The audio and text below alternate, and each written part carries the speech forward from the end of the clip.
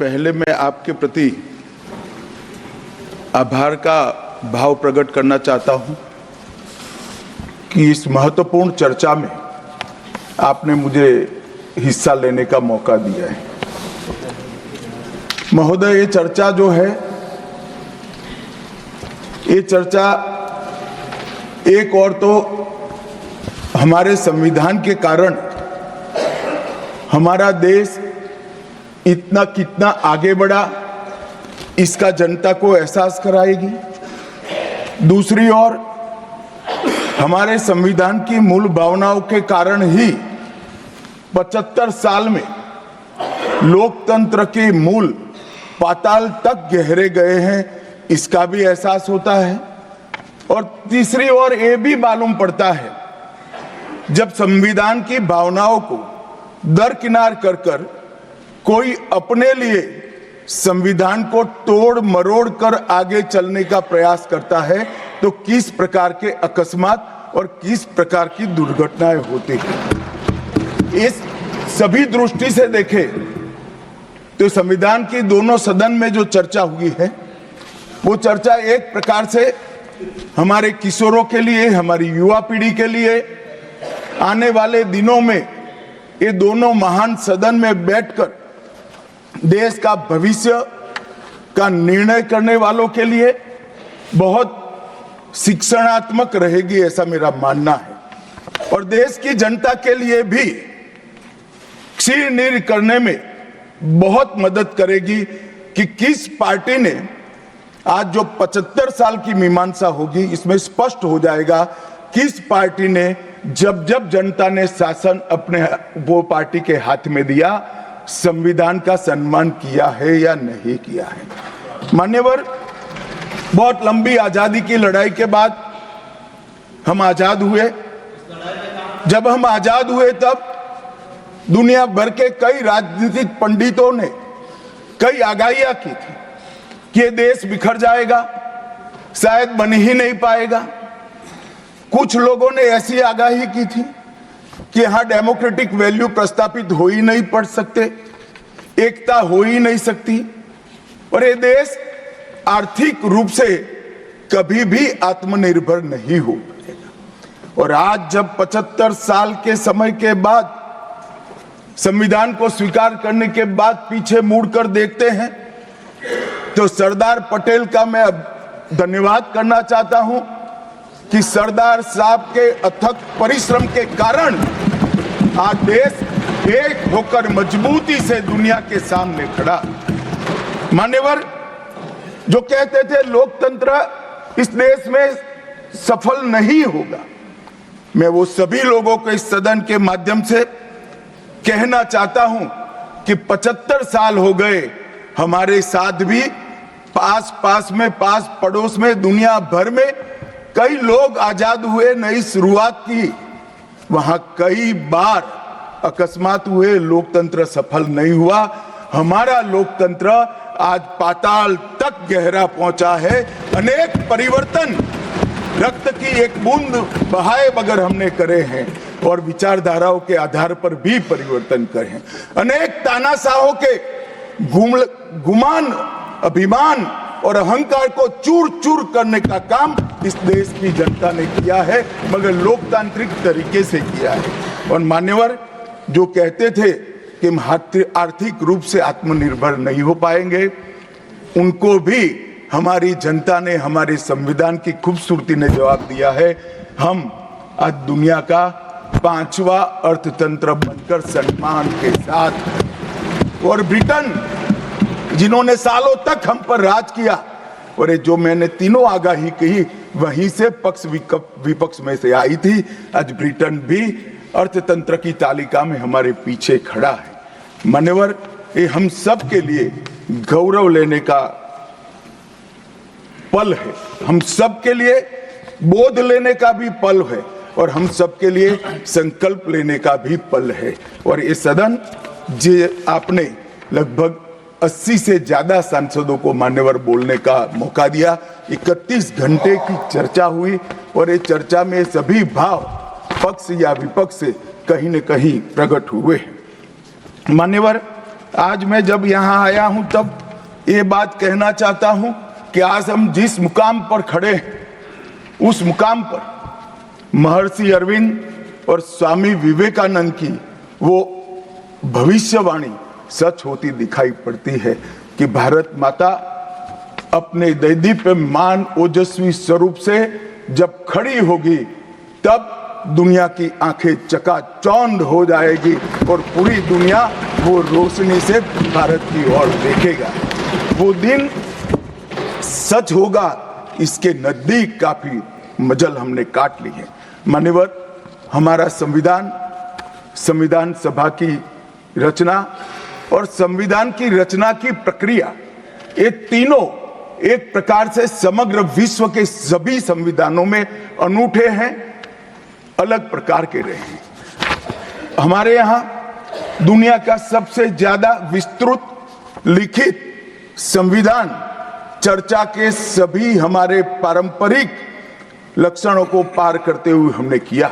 इस संविधान सभा में 299 सदस्य रहे, 22 धर्म जाति समुदाय के सदस्य रहे, हर प्रिंसली स्टेट का प्रतिनिधित्व रहा, हर राज्य का प्रतिनिधित्व रहा। एक प्रकार से समावेशी प्रतिनिधित्व के साथ भारत का भविष्य तय करना, मतलब संविधान को रचने की हमारी प्रक्रिया आगे बढ़ी। 2 वर्ष 11 माह और 18 दिन तक अहर्निश चर्चा चलती रही, विस्तृत चर्चा चलती रही। देश के भविष्य, देश चलाने के नियम और देश की परंपरा को समाहित करते हुए देश को आगे ले जाने का संकल्प इतनी विस्तृत चर्चा के बाद बना। 13 समितियों में कार्य विभाजन किया गया, 7 सदस्यीय ड्राफ्टिंग समिति बनी और जनता के अभिप्राय के लिए भी शायद ही दुनिया का कोई ऐसा संविधान होगा जिसका ड्राफ्ट पूरी जनता को कमेंट्स के लिए दिया गया और कमेंट्स पर भी बहुत डिटेल चर्चा कर उचित बदलाव भी किए गए। इतनी लोकतांत्रिक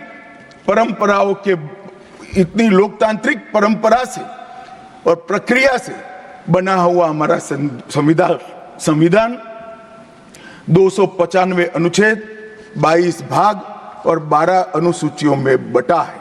और ये सभी संविधान के अनुच्छेद, भाग और अनुसूचियां हैं, वो विश्व में कोई भी संविधान से ज्यादा उदात्त और उत्तुंग मानव मूल्यों का सृजन करने वाले रहे हैं मान्यवर।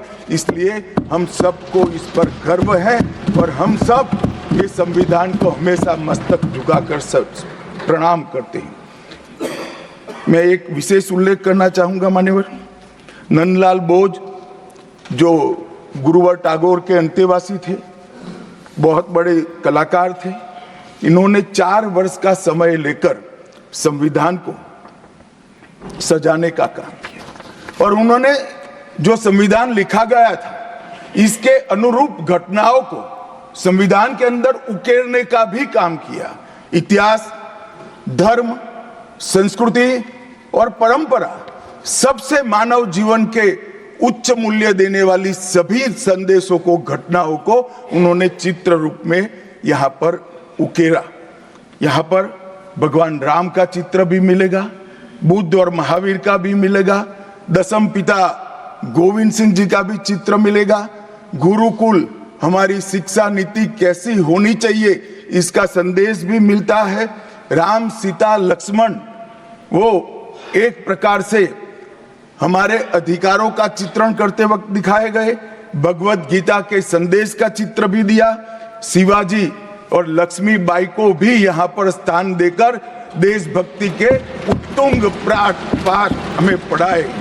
नालंदा यूनिवर्सिटी हमारी प्राचीन शिक्षा पद्धति का हमें स्मरण कराती है और नटराज जीवन में बैलेंस कैसे होना चाहिए वो बैलेंस के सिद्धांत को भी प्रतिरूपित करता है। मैंने आज थोड़ा यहाँ आने से पहले क्या क्या चर्चा हुई राज्यसभा में, उसमें हमारे एक सम्मानीय सदस्य ने कहा कि चर्चा का स्तर कितना नीचा हो गया है कि यहाँ चित्रों की चर्चा हो रही है। मान्यवर, अगर संदेश लेना नहीं आता तो संविधान का भी कोई उपयोग नहीं।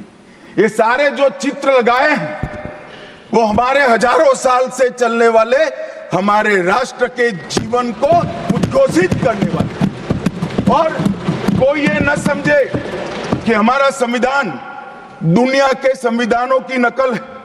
हाँ, हमने हर संविधान का अभ्यास जरूर किया है, क्योंकि हमारे यहाँ तो ऋग्वेद में कहा गया हर कोने से हमें अच्छाई प्राप्त हो, शुभ विचार प्राप्त हो और शुभ विचार को स्वीकारने के लिए मेरा मन खुला हो। मान्यवर, हमने सबसे अच्छा लिया है, मगर हमारी परंपराओं को नहीं छोड़ा है।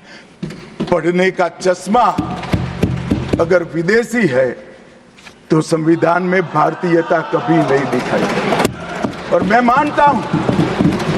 मानता हूं कि जिसने भी संविधान को सिर्फ शब्दों में छापा है और चित्रों को निकाल दिया है, उन्होंने संविधान की भावनाओं के साथ छल किया है। चित्र बगैर का संविधान अधूरा संविधान। मान्यवर, इसके अंदर संविधान सभा में राजेंद्र प्रसाद जी, राजेंद्र बाबू अध्यक्ष बने, डॉक्टर BR आंबेडकर, सरदार पटेल, जवाहरलाल नेहरू, श्रीमान काजू, KT Shah, Iyengar, Maulana Azad, Shyama Prasad Mukherjee, doctor Radhakrishnan, KM Munshi, ऐसे विद्वानों ने अनेक चर्चाओं में हिस्सा लेकर संविधान को समृद्ध और संपूर्ण बनाने का काम किया। परंतु इतना ही नहीं, संविधान सभा के जो सदस्य थे, इसके अलावे भी विवेकानंद, महर्षि अरविंद, महात्मा गांधी, गोपाल कृष्ण गोखले, तिलक महाराज, वीर सावरकर, लाला लजपत राय और राष्ट्र, लोकतंत्र और हमारी परंपराओं में उच्च मूल्यों को स्थापित करने वाले हर महापुरुष की भावनाओं का ये महापुरुष ने उल्लेख कर कोई न कोई सिद्धांत को प्रस्तापित किया है। मान्यवर, जब इतने सारे मनुष्यों का अच्छा विचार जिस संविधान में हो, उसको सफल होना ही था। ये संविधान सफल होने के लिए संविधान सभा की चर्चा अगर कोई ध्यान से पढ़ेगा तो वेद, उपनिषद, चाणक्य नीति, विदुर नीति, शांति पर्व, रामायण और महाभारत, इसमें से निपजे हुए मानव जीवन के सभी मूल्यों को भी इसके अंदर हमने समाने का प्रयास किया था। मान्यवर, 75 साल हो गए संविधान को किस प्रकार से हमारे राजनीतिक दलों ने और हमारी पॉलिटिकल पार्टियों के साथ साथ हमारी सरकारों ने भी किस प्रकार से आगे बढ़ाया, इसकी भी चर्चा जरूर होनी चाहिए। मैं मानता हूं ये चर्चा समय उचित होगी। हमारे संविधान की रचना के बाद डॉक्टर आंबेडकर ने बहुत सोच समझकर एक वाक्य किया था। मैं आंबेडकर जी के वाक्य को सदन के सामने प्रस्तुत करना चाहता हूं। कोट, कोई संविधान कितना भी अच्छा हो, वह बुरा बन सकता है अगर जिन लोग पर उसको चलाने की जिम्मेदारी है वो अच्छे न हो। उसी तरह से कोई भी संविधान कितना भी बुरा हो, वो अच्छा साबित हो सकता है अगर उससे चलाने वालों की भूमिका सकारात्मक और अच्छी हो। ये दोनों घटनाएं मान्यवर हमने हमारे संविधान के 75 साल के कालखंड के अंदर देखी है, और मैं तथ्यों के आधार पर सदन के सामने और सदन के माध्यम से देश की जनता के सामने भी रखना चाहता हूं। हमारे संविधान को कभी भी अपरिवर्तनशील नहीं माना गया। समय के साथ साथ देश भी बदलना चाहिए, समय के साथ साथ कानून भी बदलने चाहिए और समय के साथ साथ समाज भी बदलना चाहिए। परिवर्तन ये जीवन का मंत्र है, सत्य है। इसको हमारे संविधान सभा ने स्वीकार किया था। इसलिए आर्टिकल 368 में संविधान संशोधन, इसके लिए प्रोविजन किया गया।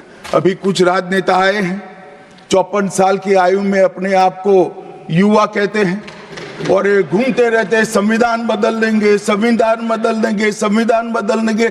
मैं उनको समझाना चाहता हूं कि संविधान बदलने का प्रोविजन, संविधान के प्रावधानों का बदलने का प्रोविजन अनुच्छेद 368 के अंदर संविधान में ही है। और मैं आज फिर से एक बार कहना चाहता हूं, थोड़ा ज्ञानवर्धन भी हो जाए किसी का। भाजपा ने 16 साल राज किया, माननीय 6 साल अटल जी ने किया, 10 साल मोदी जी ने किया और 5 साल और मोदी जी करें। एक प्रकार से 16 साल हमने शासन किया। 16 साल में हमने 22 बार संविधान बदला, संविधान के अंदर परिवर्तन की। और कांग्रेस ने 55 साल करा और 55 साल में 77 परिवर्तन कांग्रेस ने भी किए, कांग्रेस के शासन में भी हुए। अब भारतीय जनता पार्टी और कांग्रेस दोनों ने परिवर्तन किए। ये परिवर्तन का टेस्ट कैसा था, किस प्रकार से किए गए? संवैधानिक प्रक्रिया से भी परिवर्तन होते हैं और संविधान को तोड़ मरोड़ कर, फॉर्मेलिटी कर भी परिवर्तन कर सकते हैं। परिवर्तन करने का उद्देश्य क्या था, क्या हासिल करना था? क्या हमारे लोकतंत्र को मजबूत करने के लिए परिवर्तन किए गए? क्या हमारे जिनको अधिकार नहीं है ऐसे लोगों को समकक्ष अधिकार लेने के लिए परिवर्तन किए गए, या अपनी राज्य सत्ता को टिकाने के लिए परिवर्तन? इस पर से ही पार्टी का कैरेक्टर, पार्टी के चलने की पद्धति और पार्टी का संविधान में विश्वास, ये सबको मालूम पड़ता है। मैं ज्यादा संविधान के संशोधन में नहीं जाऊंगा मान्यवर। दोनों प्रमुख दलों के 4 संविधान संशोधन को मैं लेना चाहूंगा। पहला संशोधन हुआ 18 जून 1951 में। संविधान सभा ने ही ये संशोधन करना पड़ा, क्योंकि संविधान बनाने के बाद, संविधान स्वीकारने के बाद आम चुनाव में जाने तक का भी धैर्य कांग्रेस पार्टी में नहीं था। अभी लोकसभा नहीं बनी थी, अभी राज्यसभा नहीं बनी थी और संशोधन लेकर आए। अब उसका उद्देश्य क्या था? 19A जोड़ा गया। 19A जोड़ा गया, वो किस लिए जोड़ा गया? अभिव्यक्ति की आजादी पर स्वतंत्रता को, अभिव्यक्ति की आजादी, अभिव्यक्ति की स्वतंत्रता को कर्टेल करने के लिए पहला सुधार आया। और किसने किया मान्यवर? उस वक्त प्रधानमंत्री कौन था? श्रीमान जवाहरलाल नेहरू उस वक्त प्रधान।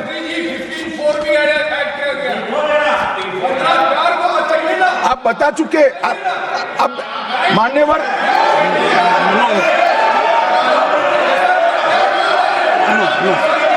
No Shriram Jayram ji, he not yielding. We heard leader of the opposition. मान्यवर, Unless there is yielding, let us hear. मान्यवर, मेरा लंबा अनुभव है आजकल करते हुए। मुझे 30 साल हो गए विधानसभा और लोकसभा राज्यसभा में बैठे हुए। संसद में भाषण करने का मेरा अनुभव है मान्यवर। वो विरोध तभी कर सकते हैं जब मेरी बात सच न हो। अगर मेरी बात सच नहीं हो तो बताए वो संविधान संशोधन नंबर 1, अब सुनिए, संविधान संशोधन नंबर 1 वो अभिव्यक्ति की आजादी को कर्टेल करने के लिए ही लाया गया था और जवाहरलाल नेहरू के लिए लाया गया। मान्यवर, 24वां संविधान संशोधन, 24वां संविधान संशोधन जवाहरलाल नेहरू जी की सुपुत्री इंदिरा जी उस वक्त प्रधानमंत्री थी। पार्टी तो वही सत्ता में थी, कांग्रेस पार्टी। 5 नवंबर 1971 को संविधान में संशोधन किया गया, 24वां संशोधन। और संविधान संशोधन के माध्यम से संसद को मौलिक अधिकार, नागरिकों के मौलिक अधिकार कम करने का अधिकार दे दिया। तो एक प्रधानमंत्री कांग्रेस पार्टी के अभिव्यक्ति की स्वतंत्रता का टेल करते हैं, दूसरे प्रधानमंत्री उसी परिवार से आते हैं, वो नागरिकों के मौलिक अधिकार को कर्टेल करने का अधिकार लेते हैं। और 39वां संविधान संशोधन अब तो इंतहाई कर दी मान्यवर, सब सीमाओं को पार कर दिया। मान्यवर आप तो अधिवक्ता रहे हैं, 10 अगस्त 1975 का वो दिन हमारे संविधान के इतिहास में बहुत, जब भी जिक्र होगा काले अक्षरों से ही इसका जिक्र करना पड़ेगा। उस वक्त 39वां संविधान संशोधन आया मान्यवर। 39वां संविधान संशोधन क्या था? इंदिरा गांधी जी के चुनाव को इलाहाबाद हाईकोर्ट ने अमान्य घोषित कर दिया। अभी कुछ नहीं है, ईवीएम ले लेकर घूमते हैं, हारते हैं और ईवीएम ले लेकर, ईवीएम ने हरा दिया, ईवीएम ने हरा दिया, ईवीएम ने हरा दिया। सुप्रीम कोर्ट ने 24 बार ईवीएम की अर्जी नकार दी। चुनाव आयोग ने 3 दिन ईवीएम 10 से 5 बजे तक रखा कि भाई कोई हैक कर बताए। कोई नहीं गया, सुप्रीम कोर्ट में कोई नहीं गया, और हारते हैं तो ईवीएम का दोष निकालते हैं। मान्यवर एक ही समय, एक ही दिन 2 परिणाम घोषित। एक महाराष्ट्र में सुपड़ा साफ हो गया, जो जनादेश के साथ द्रोह किया था इसका दंड महाराष्ट्र की जनता ने दिया, और दूरबीन लेकर दिखाई नहीं पड़ते, और उसी दिन वो झारखंड में जीते। तो महाराष्ट्र में ईवीएम खराब है और झारखंड में टप से जाकर नए कपड़े पहनकर शपथ ले ली। अरे भाई जरा तो शर्म करो, जनता देख रही है। एक जगह ईवीएम सही है, एक जगह ईवीएम खराब है। मान्यवर ऐसा कैसे हो सकता है? और मान्यवर यहां पर इलाहाबाद हाईकोर्ट ने इंदिरा गांधी जी के चुनाव को निरस्त कर दिया, अमान्य किया, और उन्होंने संशोधन से प्रधानमंत्री पद की न्यायिक जांच पर भी प्रतिबंध लगा दिया। आपको जो करना है वो करो, कोई न्यायिक जांच नहीं है। ये अभी जो अधिकारों की गुहार लेकर घूमते हैं मेरे कम्युनिस्ट भाई, मैं उनको पूछना चाहता हूं, किसके साथ बैठे हो? किसके साथ बैठे हो? रात को अंधेरा कर अपनी आत्मा को टटोलना भैया, मालूम पड़ेगा। और ये संविधान संशोधन मान्यवर रिट्रोस्पेक्टिव इफेक्ट से किया गया कि पुराना भी मुकदमा है तो वो खारिज हो जाएगा। कभी ऐसा होता है? हमारे प्रधानमंत्री तो कहते हैं मैं प्रधानमंत्री नहीं हूं, प्रधान सेवक। और कोई कहता है कि मुझ पर मुकदमा नहीं हो सकता, मैं शासक हूं, शासक के खिलाफ उंगली नहीं उठाई जाती। भले संविधान ने अधिकार दिया, वो अधिकार हम समाप्त कर देते हैं। और मान्यवर ऐसे ऐसे सुधार किए हैं। मान्यवर उस वक्त भी श्रीमती इंदिरा गांधी थी और 42वां संविधान संशोधन आया। मान्यवर अभी सुबह दूसरे सदन में 1 नेशन 1 इलेक्शन का बिल पेश हो रहा था। सारी कांग्रेस पार्टी और इनके साथी दल लोकसभा को, विधानसभा और लोकसभा का कार्यकाल बदलने का अधिकार नहीं। मैं सुन रहा था, है नहीं है तो जब बिल आएगा तब चर्चा करेंगे। परंतु भाई आपने क्या किया? 42वें संशोधन से 3 जनवरी को लोकसभा और राज्य की विधानसभाओं का सामान्य कार्यकाल 5 वर्ष से बढ़ाकर 6 साल कर दिया। क्यों किया? कि अभी चुनाव होगा तो हम हार जाएंगे, इसलिए लोकसभा को ही लंबा कर दो। इतनी निर्लज्जता के साथ विश्व में कोई संविधान संशोधन नहीं हुआ होगा। मान्यवर दूसरा, कुछ कानून पारित करने थे, सदस्य उस वक्त ज्यादा विरोध तो कर नहीं सकते थे, मगर विरोध करने का नया तरीका कुछ कांग्रेस में, जिसमें हिम्मत थोड़ी बची कुची थी, इन्होंने कहा एब्सेंट रहने लगे तो क्वारम नहीं होता था। तो फरवरी 1 को संविधान संशोधन किया कि संसद और राज्यसभा में क्वारम की आवश्यकता नहीं है। वाह, 5 लोग भी है तो चला लो भाई।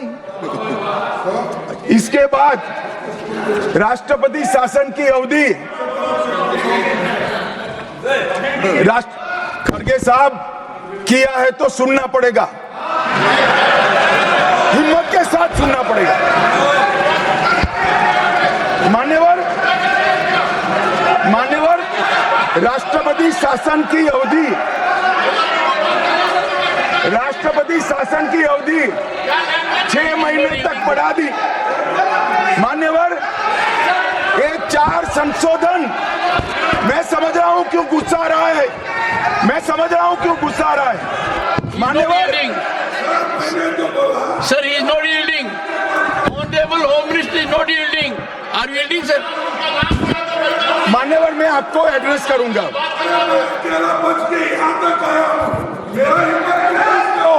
तुम तो कायर हो, तुम मान्यवर, तुम लड़ाकू हो। Okay. मान्यवर, मैं आपको एड्रेस करूंगा। Go on record. What the Honorable Home Minister खड़गे said. जी, खड़गे जी, मैं आपका बहुत सम्मान करता हूं, आपकी हाजिरी वहां दर्ज कर दी गई है। कृपया बैठे, मुझे बोलने दीजिए।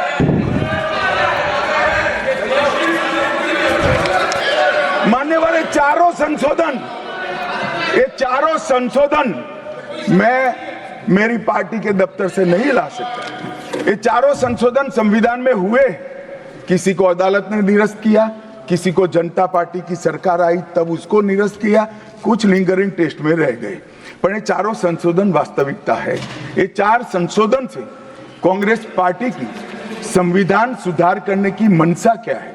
एक में हम पर केस न हो, दूसरे में हम चुनाव हारने वाले तो समय बढ़ा देना, तीसरे में मेरे पर जांच नहीं हो सकती, और चौथे में नागरिकों के संविधान प्रदत्त अधिकारों को समाप्त करना। ये उद्देश्य बताते हैं। अब मैं हमारा 4 संशोधन लेकर आता हूं। माननीय, सबसे पहला संशोधन नरेंद्र मोदी जी ने सरकार में किया, 101वां नंबर भी अच्छा आया है। 101वां संशोधन 1 जुलाई 17 को हम जीएसटी को लेकर आए मान्यवर, और इस देश के अर्थतंत्र को रिदम में लाने का, कश्मीर से कन्याकुमारी और कामाख्या से द्वारका तक विशाल फैले हुए देश को जीएसटी के तहत 100 अलग अलग बिक्री करके कानूनों को समाप्त कर कर, लोगों की हालाकी खत्म कर कर एक कानून लाने का काम नरेंद्र मोदी जी ने किया, और वो लोगों की भलाई की। कल की डिबेट मैंने पढ़ी है, कोई सदस्य बोले कि नरेंद्र मोदी जी ने विरोध किया था। मैं रिकॉर्ड पर कहता हूं, हां, नरेंद्र मोदी जी ने विरोध किया था। किस मुद्दे पर किया था? आप जीएसटी तो लाना चाहते थे, मगर राज्यों को कंपनसेशन की गारंटी देना नहीं चाहते थे। हम जीएसटी भी लाए और राज्य को विकास दर के हिसाब से कंपनसेशन की गारंटी भी दी। इतना ही नहीं, गारंटी का 10 साल तक पालन करने का काम भी भारतीय जनता पार्टी की नरेंद्र मोदी सरकार ने किया। हम संशोधन लाए देश के अर्थतंत्र को सुचारू बनाने के लिए। दूसरा संशोधन लाए, 102वां संशोधन, national commission of backward class को संवैधानिक दर्जा देने का काम। अब कुछ लोगों को पेट में दुख रहा है कि नरेंद्र मोदी जी ने ये क्यों किया। मैं साहब आगे बहुत सारी बातें बताऊंगा। नरेंद्र मोदी जी इसलिए कर पाए कि आपने नहीं किया था। अगर आप ये कर देते तो मोदी जी के तो भाग्य में ही नहीं आता। मगर साहब, पिछड़ी जातियों का कल्याण कभी भी कांग्रेस पार्टी का विश्वास नहीं रहा, मान्यता नहीं रही, नीति भी नहीं रही। भारतीय जनता पार्टी ने संविधान संशोधन पिछड़ी जातियों के कल्याण के लिए। तीसरा संशोधन क्या लाए? 130वां संशोधन 12 जनवरी 19, किसी भी जिनको आरक्षण का फायदा नहीं मिलता है, ऐसी जाति के गरीब से गरीब बच्चों को 10% आरक्षण देने का फैसला। गरीब कल्याण और गरीब हटाओ की बातों, गरीबी हटाओ की बातों सालों तक करी, सूद नहीं मिली, समय नहीं मिला, विचार नहीं आया। ये विचार नरेंद्र मोदी जी को आया और गरीबों को, बच्चों को 10% आरक्षण पूरे देश भर में मिला। मान्यवर 105वां संशोधन, ओबीसी की पहचान करने के लिए केंद्र के पास अधिकार थे। अब मैं बताना चाहता हूं, इतने बड़े विशाल देश में 140 करोड़ की जनसंख्या में पिछड़ी जातियों का पिछड़ापना क्या कोई एक केंद्र सरकार कर सकती है? फेडरल स्ट्रक्चर की बात करते हैं, मगर अब तक केंद्र सरकार के पास ही रहा था। नरेंद्र मोदी जी ने कहा इसके कारण पिछड़ा समाज को अन्याय होता है। आगे से ये संविधान संशोधन करने के बाद 10 अगस्त 2021 के बाद पिछड़ापन का निर्णय करने का अधिकार राज्य की सरकारों को देने का काम नरेंद्र मोदी। और मान्यवर, सबसे अंतिम संशोधन में पांचवा कहना चाहता हूं, 106वां संशोधन, और मैं तो क्रम में बोला हूं, एक भी काटा नहीं। 101, 102, 103, 104, 105, 106 सभी के सभी जन कल्याण के लिए। और छठा सम्मेलन संशोधन था 28 सितंबर 2023 को, मातृशक्ति को शक्ति प्रदान करने का, मातृशक्ति को 33% आरक्षण, नारी शक्ति वंदन अधिनियम।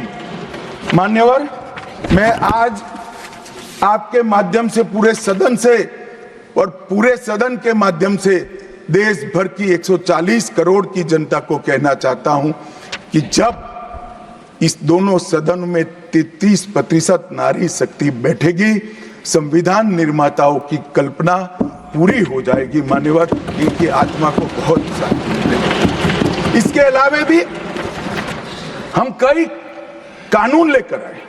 हम कानून लाए ट्रिपल तलाक को निरस्त करने का। अब ये कहते हैं आपकी वोट बैंक की राजनीति है। मान्यवर, सुप्रीम कोर्ट का कोई वोट बैंक होता है क्या? सुप्रीम कोर्ट तो चुनाव नहीं लड़ती है, जजों को चुनाव नहीं लड़ना है।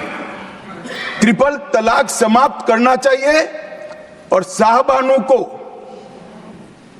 मुआवजा देना चाहिए। दोनों जजमेंट सुप्रीम कोर्ट ने अलग अलग समय पर दिए थे, परंतु वोट बैंक की राजनीति हम नहीं कर रहे हैं। वोट बैंक की राजनीति कर कर मुस्लिम बहनों के साथ इतने साल अन्याय करने का काम एक कांग्रेस पार्टी ने किया। हमने तो ट्रिपल तलाक समाप्त कर कर मुस्लिम माताओं को, बहनों को अधिकार दिया। आपका कि भी अधिकार आपके पति जैसे हैं, मगर देखिए साहब, ट्रिपल तलाक समाप्त हो गया, अभी कोई नहीं कहता अच्छा हुआ। कैसे कहेगा?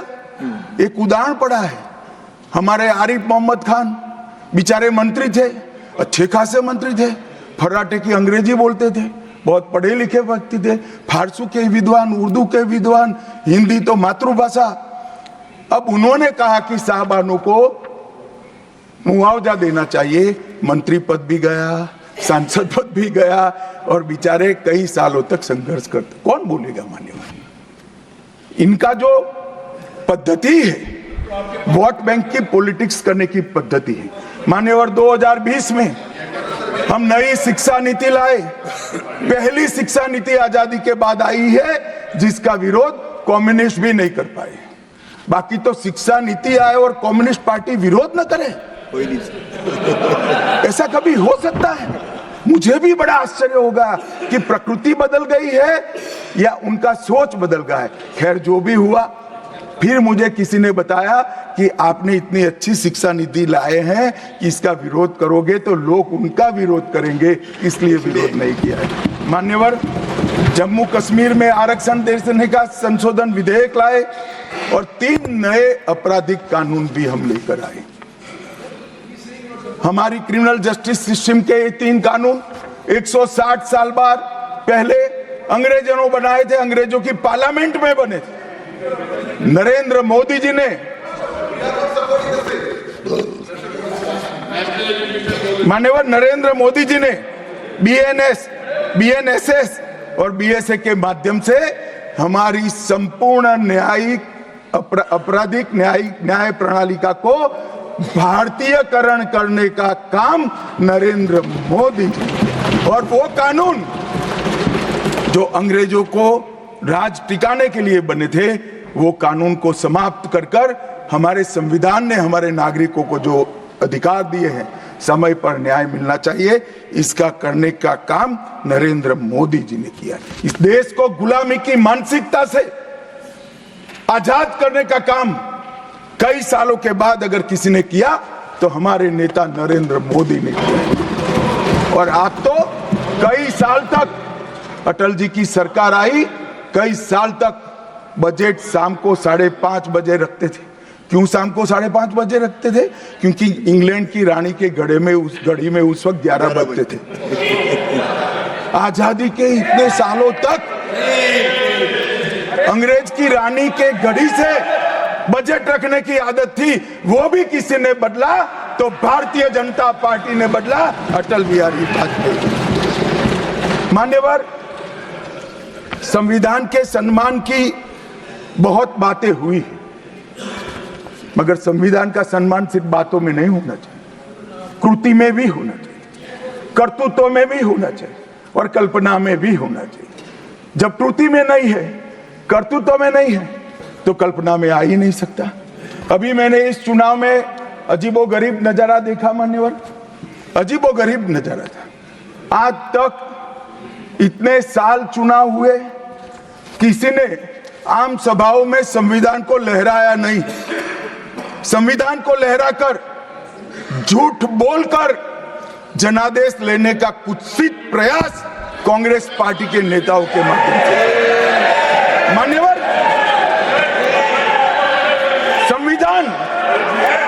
संविधान लहराने का मुद्दा नहीं है, संविधान बहकाने का मुद्दा नहीं है। संविधान विश्वास है, संविधान श्रद्धा है, संविधान को सम्मान करने का। मान्यवर, वो नरेंद्र मोदी जी को, और लोकसभा में तो किसी को मालूम नहीं पड़ा।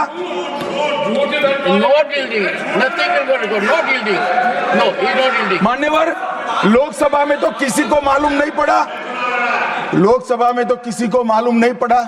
जागरूकता थी।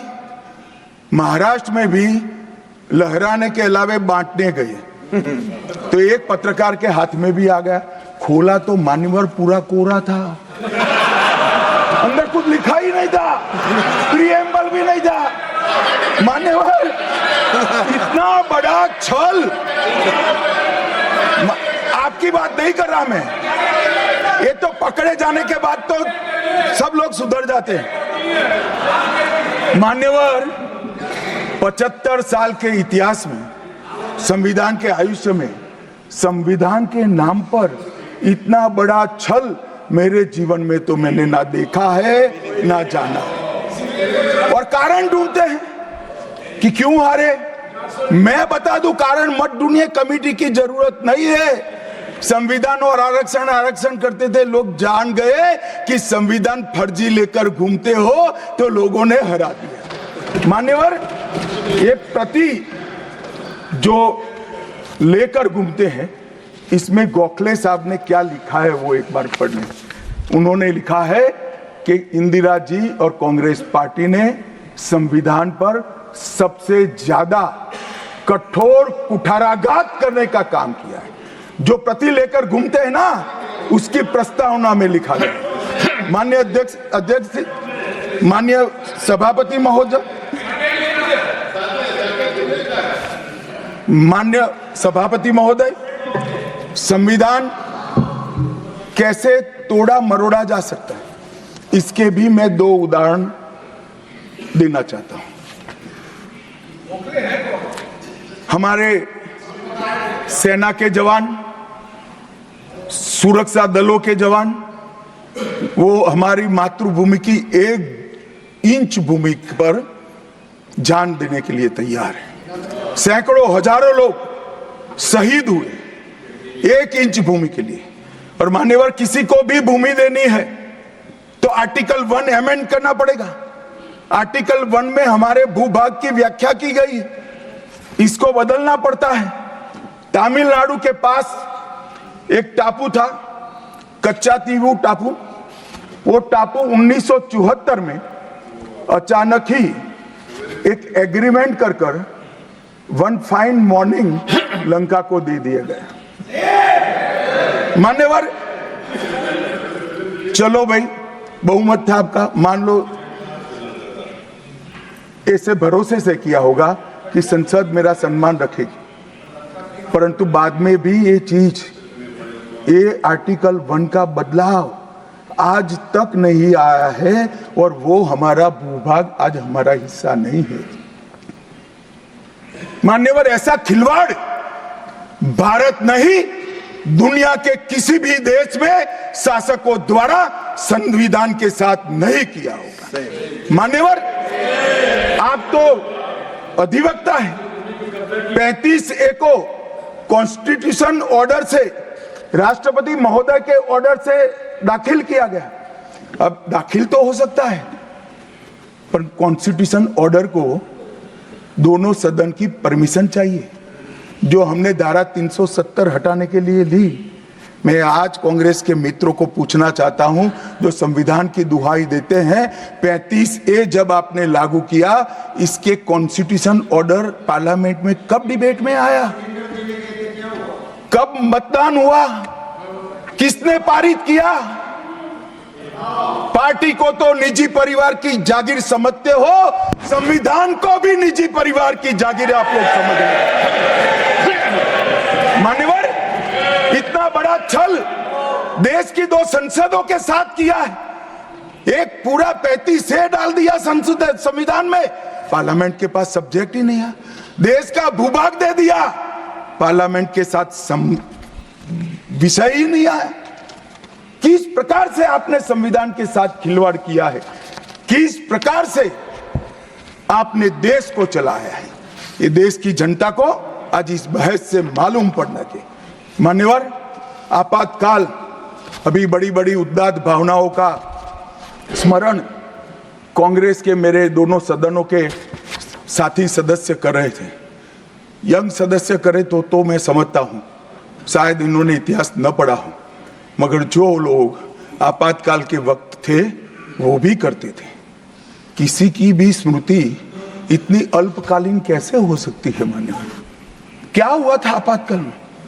लाखों लोग कोई अपराध के बगैर जेल में ठूस दिए गए, लाखों लोग, कोई पॉलिटिकल पार्टी बाकी नहीं है। आज इनके साथ बैठे हैं, उनमें से भी कुछ लोग जेल में थे, वो भी नहीं बोलते हैं।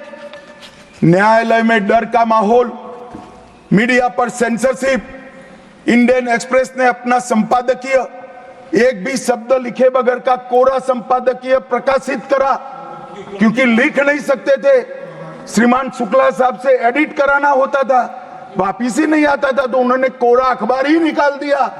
इस तरह से विरोध किया और तय हो गया, मान्यवर, एक व्यक्ति कहेगी वही कानून होगा। और क्यों किया? देश पर आक्रमण हुआ था क्या? देश की आंतरिक सलामती ठीक नहीं थी क्या? ना ना ना ना ना ना, ऐसा कुछ नहीं हुआ था। सिर्फ इतना हुआ था कि इलाहाबाद हाईकोर्ट ने उनको सांसद के रूप में अयोग्य ठहरा दिया था। अपनी कुर्सी जाने वाली, चुनाव नहीं कराना था। और मान्यवर, जब पार्लियामेंट, जब इसको चैलेंज किया गया और न्यायालय में, सर्वोच्च अदालत में जब चर्चा चली, तब उन्होंने कहा, नीरज डे को पूछा कि आर्टिकल 21 के तहत के अधिकार इमरजेंसी में समाप्त हो सकते हैं क्या? तो उन्होंने कहा यस सर। साहब, कोई भी वकील को यस सर कहने की इतनी बड़ी फीस नहीं मिली होगी। नीरज डे 11 साल तक अटॉर्नी जनरल रहे, एक यस सर कहने का। मान्यवर, डीओ ड्राफ्ट जो होता है वो कैबिनेट में, कैबिनेट मंत्रालय से आता है। कैबिनेट मंत्रालय में डीओ ही नहीं है। कैबिनेट का जो प्रस्ताव होता है कैबिनेट मंत्रालय के थ्रू जाता है, मगर आज कैबिनेट में कोई रिकॉर्ड नहीं है। कैबिनेट मंत्रालय में मैं तो छोटा था मान्यवर, मुझे जेल में नहीं जाना पड़ा। मेरी आयु होती तो मेरा भी सौभाग्य होता, पूरे 19 महीने इसके विरोध में मैं जेल में रहना पसंद करता, परंतु मैं छोटा था। मुझे इमरजेंसी की मालूमात कैसे पड़ी? मैं बीना का गीतमाला सुनता था, बीना का गीतमाला अचानक बंद हो गई, तो मैंने घर में झगड़ा किया कि बीना का क्यों गीतमाला क्यों नहीं आती। मेरे पड़ोस वाले चाचा ने कहा किशोर कुमार के साथ इंदिरा जी का झगड़ा हो गया है, बिना का गीतमाला में किशोर कुमार का आवाज नहीं आना चाहिए, तो नए गीतों की रिकॉर्डिंग हुई और किशोर कुमार और लता मंगेशकर के ड्यूएट गीत भी लता दीदी की आवाज में ही पूरे देश ने 19 महीना सुने साहब। देखिए डेमोक्रेसी की बात करें मान्यवर, इस प्रकार की कृति, ऐसा दंड दिया देश की जनता ने उनको कि अब स्वप्न में भी नहीं कर सकते हैं। ऐसी कृति कोई न करे, इसलिए ये बहस जरूरी है। और मान्यवर, हम तो संविधान का सम्मान करते हैं। नरेंद्र मोदी जी ने संविधान दिन मनाने की बात रखी तो एक वरिष्ठ कांग्रेसी नेता ने कहा, क्या जरूरत है संविधान दिन की, 26 जनवरी तो है। बोले भाई, संविधान को जितनी भी बार स्मरण करोगे, इसकी भावनाओं के प्रति आपकी आस्था दृढ़। और मान्यवर, इसलिए नरेंद्र मोदी जी संविधान दिन मनाते हैं और संविधान के निर्माताओं की पुण्य स्मृति में मनाते हैं। मान्यवर, उस वक्त आज ही मुझे किसी शायर ने दुष्यंत कुमार की पंक्ति भेजी है इमरजेंसी के लिए। मैं ज्यादा भाषण इमरजेंसी पर करना नहीं चाहता, परंतु मैं जरूर कहना चाहूंगा। दुष्यंत कुमार की पंक्ति है, एक गुड़िया की कई कठपुतलियों में जान है, एक गुड़िया की कई कठपुतलियों में जान है। आज शायर ये तमाशा देखकर हैरान है। कल नुमाइश में मिला वो चिथड़े हाल कपड़े पहने हुए, मैंने उसको नाम पूछा तुम कौन हो, तो उसने कहा मैं संविधान। दुष्यंत कुमार जी की कविता है मान्यवर, इंदिरा जी को समर्पित है। मान्यवर, जब संविधान बन रहा था, संविधान के हर आर्टिकल पर चर्चा चल रही थी। हम आजाद हो गए थे, आजाद हुए थे, पर हमारा देश कोई नया नहीं बना था। हम तो हजारों सालों से दुनिया में सबसे चिर पुरातन संस्कृति, चिर पुरातन धर्म और चिर पुरातन समाज जीवन लेकर निकले हुए देश हैं। हाँ, एक कालखंड के लिए गुलाम हो गए थे, आजादी मिली, आगे देश कैसे चले इसका एक डॉक्यूमेंट बनाना था। तो उस डॉक्यूमेंट में चर्चा में आया कि अब देश का नाम क्या हो।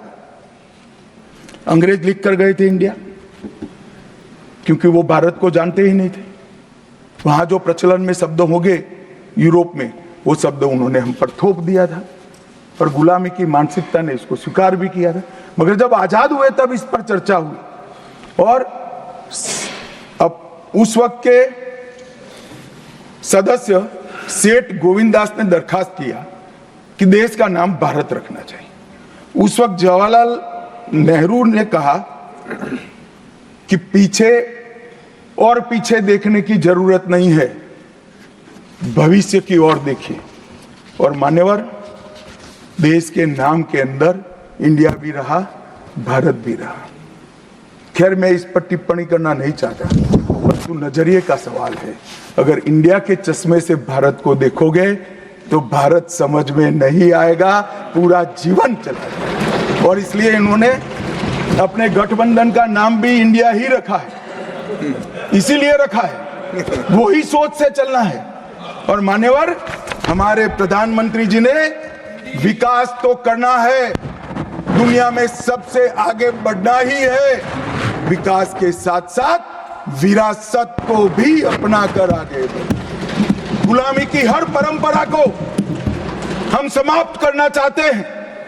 हम एक आजाद मुल्क है, सार्वभौमत्व से लैस मुल्क है, किसी की परंपरा हमें स्वीकार नहीं है। परंपरा बदलनी है तो हम बदलेंगे, नए कपड़े हर कोई पहनता है, हम भी पहनेंगे, परंतु हमारी पुरानी परंपराओं पर हमें शर्म नहीं है। और मान्यवर, क्या किया नरेंद्र मोदी जी ने, राजपथ जो अंग्रेज सम्राट के सम्मान में नाम रखा गया था, उसका नाम बदलकर कर्तव्य पथ रखा। इंडिया गेट पर किंग पंचम जॉर्ज की मूर्ति लगी थी, मूर्ति हटा दिया, शर्म के मारे में स्थान खाली था। हमने वहां सुभाष बाबू की प्रतिमा लगा। मान्यवर, नेवी का चिन्ह जो देकर गए थे वही चलता था। हमने वीर छत्रपति शिवाजी महाराज की नेवी के चिन्ह को हमने भगवान बिरसा मुंडा की 150वीं जयंती को जनजातीय गौरव वर्ष के रूप में मनाया। राष्ट्रीय युद्ध स्मारक हमने बनाया और राष्ट्रीय युद्ध स्मारक में अमर जवान की ज्योति को विलीन करने का काम भारतीय जनता पार्टी के नेता नरेंद्र मोदी। संसद के अंदर राजा जी ने जो उदात्त भावनाएं व्यक्त की थी, जिसको जवाहरलाल जी ने भी स्वीकारा था, मगर बाद में शर्म का एहसास हुआ, सेंगोल को इलाहाबाद के म्यूजियम में भेज दिया। नरेंद्र मोदी जी ने विधिवत तरीके से सेंगोल को संसद के अंदर प्रस्तावित कर नई संसद बनाई और विश्व भर में चोरी की गई मूर्तियां, आर्टिफैक्ट्स जो थे वो 345 हजारों साल पुराने हमारे मूर्तियां और आर्टिकल्स, उसको वापस लाने के लिए हमारे विदेश मंत्रालय ने काम किया। न्यू एजुकेशन पॉलिसी, पूरा देश अंग्रेजी में चले, ऐसे षड्यंत्र चले इतने सालों तक। न्यू एजुकेशन पॉलिसी में हमने कंपलसरी कर दिया बच्चे की प्राथमिक शिक्षा मातृभाषा में होगी। मान्यवर, मातृभाषा में आईएएस आईपीएस का एग्जाम नहीं दिया जाता था, हमने वहां मातृभाषा में एग्जामिनेशन को किया। अभी तमिलनाडु के सदस्य बोल रहे थे, पहले आप जिनके साथ बैठे हो उनके शासन में तमिल में आईएएस आईपीएस का पेपर नहीं लिख सकते थे। आज तमिल मीडियम में बड़ा हुआ बच्चा गर्व के साथ देश का टॉप ब्यूरोक्रेट बन सकता है। ये व्यवस्था हमने करी। मान्यवर, अंडमान और निकोबार के द्वीप समूह का नाम जो अंग्रेज रखे थे वो छोड़कर गए थे। सुभाष बाबू ने जब अंडमान निकोबार जीता तब उन्होंने नामकरण किया था शहीद और स्वराज, उसको भुला दिया गया। आजादी के बाद फिर से अंग्रेजों का नाम वापस लाए, नया न रखो कोई बात नहीं भाई, सुभाष बाबू ने रखा निकाल दिया। हमने डंके की चोट पर सुभाष बाबू के नाम शहीद और स्वराज दोनों वापस लाने का काम किया। ल्यूटियन में रेस कोर्स रोड पर रहते थे, हमने लोक कल्याण मार्ग करा। डेलहाउसी रोड का नाम दारा सिकोह के नाम से किया और निर्मला जी ब्रीफकेस की जगह वही खाता लेकर आज जब बजट देती है तब पूरे देश भर के भारतीय संस्कृति के लोगों को आनंद होता है। मान्यवर, 1500 से ज्यादा पूरे नए कानूनों को हमने समाप्त करने का काम किया। इन्होंने अपने परिवार की प्रसिद्धि के अलावे कुछ नहीं किया। हजारों जगह पे गांधी नेहरू परिवार के नाम मिलेंगे और किसी का नहीं। सुभाष बाबू का पुतला भी हमने लगाया। मान्यवर, हमने प्रधानमंत्री संग्रहालय बनाया। जवाहरलाल जी से लेकर नरेंद्र मोदी जी के पहले जितने बने वो सभी प्रधानमंत्रियों के जीवन कवन को हमने दिखाने का काम किया। वहां पहले सिर्फ जवाहरलाल जी का मिशन, G20 की अध्यक्षता हमने की और भारतीय सांस्कृतिक और वैश्विक समन्वय को हमने प्रोत्साहित। राम मंदिर का निर्माण, काशी विश्वनाथ धाम का पुनरुद्धार, काशी उज्जैन शारदा पीठ, करतारपुर साहिब कॉरिडोर, योग को वैश्विक पहचान और 160 साल पुराने कानूनों को खत्म करने का काम नरेंद्र मोदी जी ने किया। हम पीछे नहीं गए। ऐसा वो मानते थे पीछे चले जाओगे, पीछे नहीं गए। पीछे तो आप छोड़कर गए थे। आप 14वें नंबर पर छोड़कर गए थे, अटल जी 11 पे लाए, फिर 11 से नीचे नहीं गए, देश पर बड़ा उपकार किया। मोदी जी 11वें से 5वें नंबर पर लाए और 27 में तीसरे नंबर पर पहुंच गए। मान्यवर, अभी कुछ नेताओं को आरक्षण में चुनाव जीतने की फॉर्मूला दिखाई पड़ती है। आरक्षण आरक्षण आरक्षण आरक्षण आरक्षण कोई आज की कल्पना नहीं है, हमारे संविधान निर्माताओं ने की। आर्टिकल 15 और 16 में एससी, एसटी और ओबीसी को आरक्षण का प्रोविजन किया गया मान्यवर। ये मूल प्रोविजन है, कोई नया नहीं है। इतनी जोर से आरक्षण आरक्षण आरक्षण कर कर छाती चौड़ी कर कर चिल्लाते। आज मैं बताना चाहता हूं कि कांग्रेस पार्टी किस प्रकार से आरक्षण विरोधी पार्टी है मान्यवर। इनका कहना और करना दोनों अलग है मान्यवर। आरक्षण के लिए नेहरू जी के उद्गार अंत में मैं बताऊंगा, परंतु ओबीसी को आरक्षण देने के लिए 1995 में 55 में काका साहेब कालेलकर कमीशन बना मान्यवर। इसका रिपोर्ट कहां है? दोनों सदन के रिकॉर्ड पर मैंने ढूंढा, कहीं नहीं, बुला दिया गया। क्यों? क्योंकि ओबीसी को आरक्षण मिलता था। बैठिए बैठिए बैठिए ना, मैं प्रक्रिया बताता हूं। अर्ध सत्य नहीं बोलता हूं भाई। एक सेकंड, छिपा कैसे सकते हो? छिपा कैसे सकते हो? बाबा साहब आंबेडकर का संविधान है, देश में लोकतंत्र है, कैसे छिपाओगे मान्यवर? कोई भी रिपोर्ट आता है, कोई भी रिपोर्ट आता है, अरे सुनो, अब कोई भी रिपोर्ट आता है उसको कैबिनेट के सामने रखना पड़ता है, फिर इस पर कार्यवाही जो की उसकी रिपोर्ट के साथ संसद के सामने रखना है। सही कह रहे हैं, उन्होंने संसद में लाने की जगह पुस्तकालय में रख दिया। ओबीसी का आरक्षण, ओबीसी का आरक्षण इन्होंने लाइब्रेरी में रख दिया। और मान्यवर,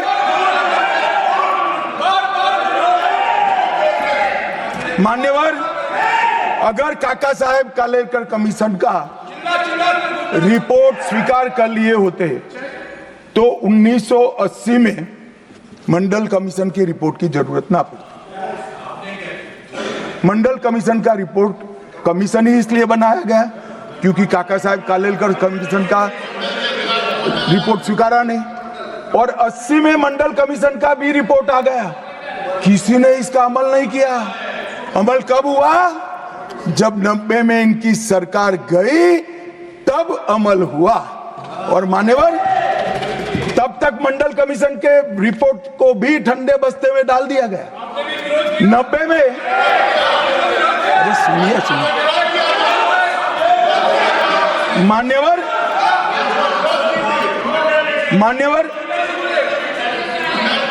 मंडल कमीशन के रिपोर्ट को जब स्वीकार किया गया, लोकसभा में प्रतिपक्ष के नेता थे श्रीमान राजीव गांधी।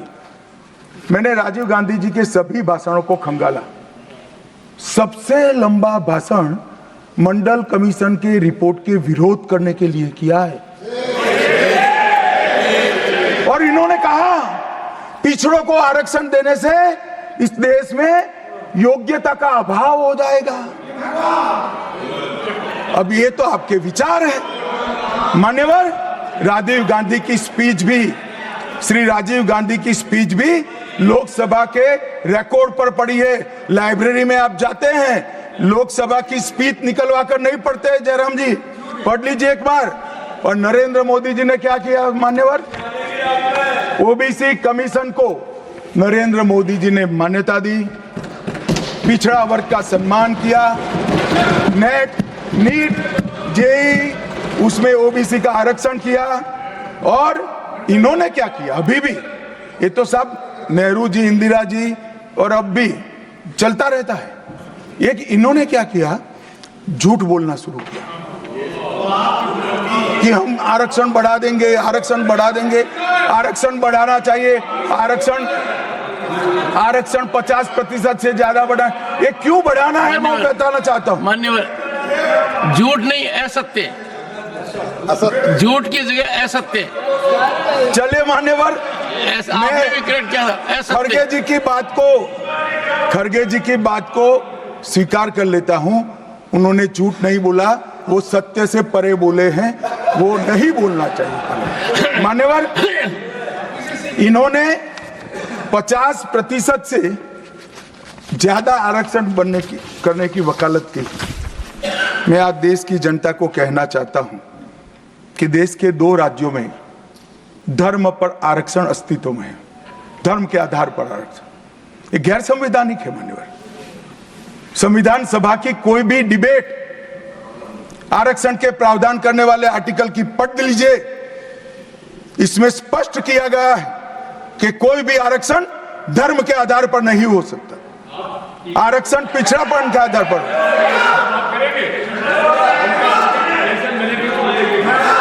मान्यवर, मगर दोनों राज्यों में जब कांग्रेस की सरकार थी तब धर्म के आधार पर आरक्षण दिया। अब क्या हुआ है, सुप्रीम कोर्ट में रुक जाता है क्योंकि 50% की सीमा है। वो ओबीसी का कोई कल्याण नहीं चाहते हैं। 50% की सीमा बढ़ाकर मुसलमानों को आरक्षण देना चाहते हैं। मानिए, धर्म के आधार पर आरक्षण देना चाहते हैं।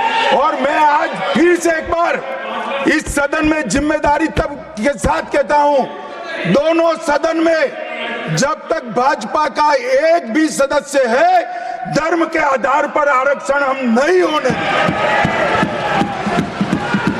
ये संविधान विरोधी है। मान्यवर, मैं अब कांग्रेस पार्टी ने कभी धर्म के आधार पर आरक्षण नहीं दिया। अरे दिया है।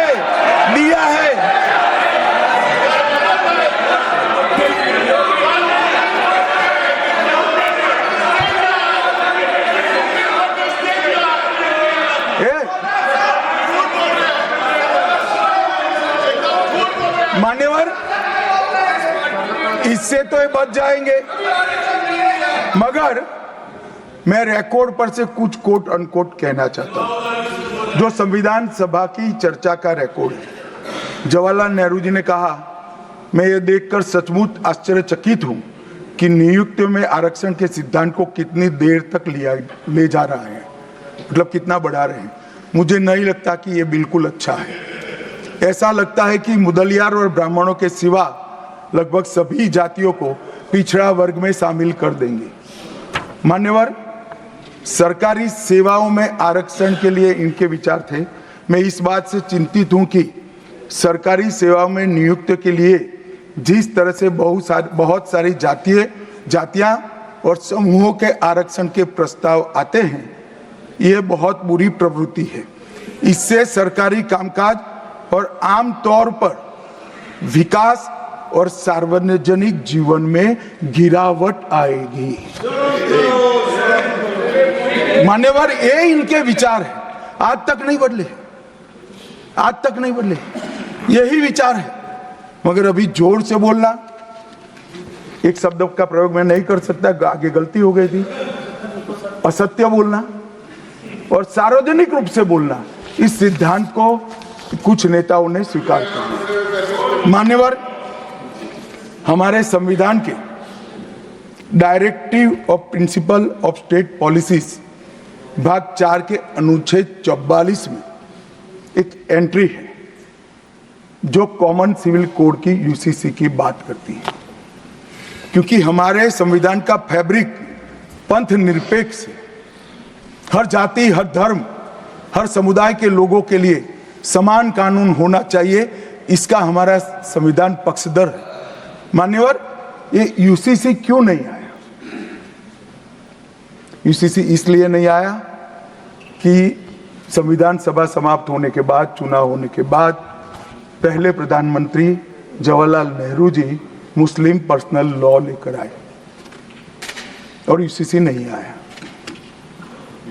मैं आज कांग्रेस पार्टी को इस सदन में सार्थ पूछना चाहता हूं, क्या पंथ निरपेक्ष राष्ट्र के अंदर सभी धर्मों के लिए एक कानून होना चाहिए या नहीं होना चाहिए? इसकी कांग्रेस पार्टी स्पष्टता करे।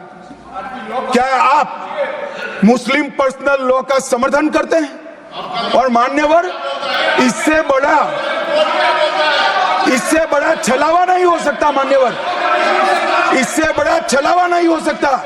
इन्होंने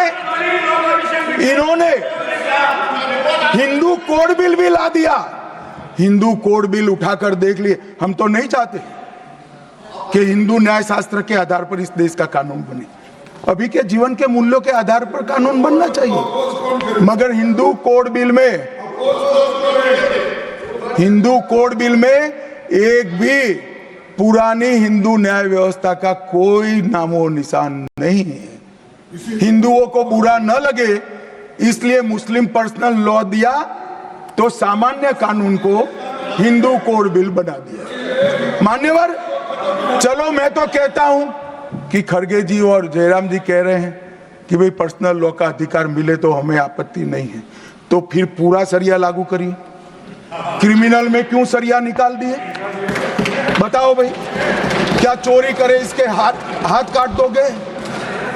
कोई इससे जगद्य महिला के साथ अपराध करे तो पत्थर मारकर मार दोगे? देशद्रोही को रोड पर सूली चढ़ाओगे? तो विवाह के लिए, निकाह के लिए पर्सनल लॉ, वारिस के लिए पर्सनल लॉ और क्रिमिनल सरिया क्यों नहीं भाई? अगर उनको देना ही है तो पूरा ही दे देते, पूरा दे देते। मान्यवर, ये इन्होंने तुष्टीकरण की शुरुआत वहीं से करी है। मुस्लिम पर्सनल लॉ इस देश में संविधान आने के बाद तुष्टीकरण की शुरुआत। आर्टिकल 14 और 15 का ये भंग है। अंबेडकर जी, लोहिया जी, के.एम. मुंशी, एच.वी. कामत, ये सब ने इसका विरोध किया है। 1973 से 16 तक 11 बार देश की सुप्रीम कोर्ट ने यूसीसी लाने का आग्रह देश की और राज्य की सरकारों ने किया है। आप नहीं ला सकते, तुष्टीकरण से ऊपर नहीं उठते। बैठिए, मैं बताता हूं। मान्यवर, हमने ही उत्तराखंड में भारतीय जनता पार्टी की सरकार ने यूसीसी लाया। हमारा काम करने का तरीका, मैं आपके माध्यम से दिग्विजय सिंह को कह रहा हूं। वो कहते हैं कौन रोकता है? हम खुद रोकते हैं। कारण बताऊं मैं? सुनने का धैर्य चाहिए, क्योंकि हमारा तरीका है कि लोकतांत्रिक तरीके से काम किया जाए। समाज के जीवन में इतना बड़ा सामाजिक बदलाव करने वाले कानून को उत्तराखंड सरकार ने मॉडल कानून के रूप में पारित किया है। इसकी न्यायिक मीमांसा होगी, इस पर सामाजिक चर्चा होगी, धर्म के विद्वान चर्चा करेंगे, कुछ सजेशन आएंगे तो इसको स्वीकारेंगे और बाद में भारतीय जनता पार्टी की सरकार हर राज्य में कॉमन सिविल कोड लेकर आए। आज तक नहीं मिला, वो भी कांग्रेस पार्टी के तुष्टीकरण ने की नीति थी। मान्यवर, अभी एक फैशन होगा है, अंबेडकर अंबेडकर अंबेडकर अंबेडकर अंबेडकर अंबेडकर। इतना नाम अगर भगवान का लेते तो 7 जन्मों तक स्वर्ग मिल जाता। अच्छी बात है ना? ना सुनिए तो, सुनिए ना, आप सुनिए ना, मैं बताता हूं। हमें तो आनंद है कि अंबेडकर का नाम लेते हैं। अंबेडकर का नाम अभी 100 बार ज्यादा लो, परंतु सच अर्थ में अंबेडकर जी के प्रति आपका भाव क्या है ये मैं बताता हूं। मान्यवर, अंबेडकर जी को देश की पहली कैबिनेट से इस्तीफा क्यों दे दिया? अंबेडकर जी ने कई बार कहा कि अनुसूचित जातियों और जनजातियों से हुए व्यवहार से मैं असंतुष्ट हूं, सरकार की विदेश नीति से मैं असहमत हूं और आर्टिकल 370 से मैं असहमत हूं। इसलिए वो छोड़ना चाहते थे। उनको आश्वासन दिया गया, आश्वासन पूरा नहीं हुआ। उन्होंने इग्नोरेंस के चलते इस्तीफा दे दिया और एक श्री BC रॉय ने पत्र लिखा कि अंबेडकर और राजा जी जैसे 2 महानुभाव मंत्रिमंडल छोड़ेंगे तो क्या होगा। तो नेहरू जी ने उनको जवाब में लिखा है, राजा जी के जाने से तो थोड़ा बहुत नुकसान होगा, अंबेडकर के जाने से मंत्रिमंडल कमजोर नहीं होता है।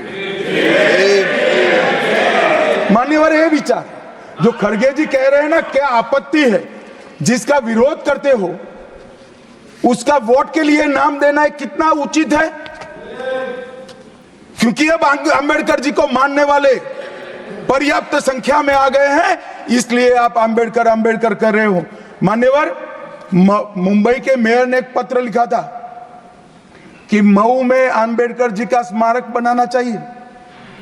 मऊ में जो अंबेडकर जी का जन्म स्थान था, सुझाव लिखा।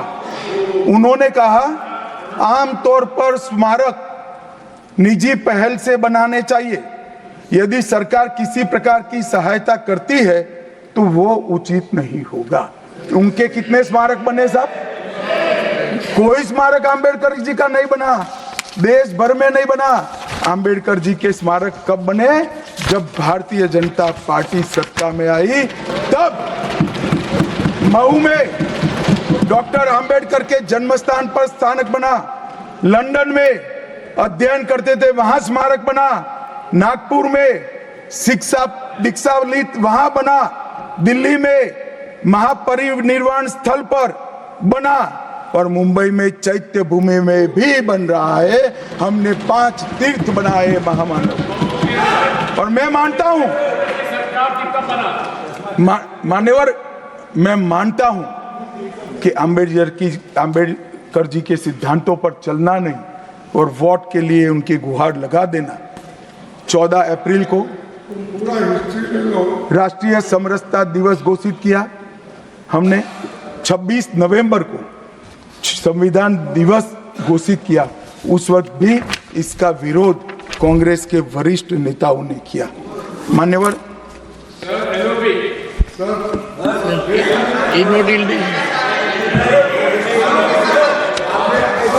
मान्यवर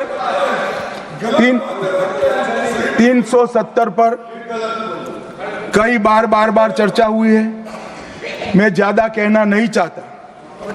सब जानते हैं कि एक टेम्पररी प्रोविजन को अनौरत संतान की तरह अपनी गोदी में 70 साल तक कांग्रेस ने खिलाने का काम किया और 370 हटाने के लिए लोहे का जिगर चाहिए। और जब देश के प्रधानमंत्री नरेंद्र मोदी जी 2019 में फिर से प्रधानमंत्री बने, एक ही झटके से इसी सदन में 370 और 35 को समाप्त। इसी सदन में कहते थे खून की नदियां बह जाएगी। खून की नदियां छोड़ो, कंकड़ चलाने की किसी की हिम्मत नहीं है। और मान्यवर क्या हुआ? इसके बाद क्या हुआ? 35,000 पंचायत के सदस्य आजादी के बाद पहली बार चुनकर आए। 2 करोड़ 11 लाख एक वर्ष में पर्यटक आए। पत्थरबाजी शून्य हो गई। आतंकवादी घटना 92% कम हो गई। एरिया डोमिनेशन बढ़ा।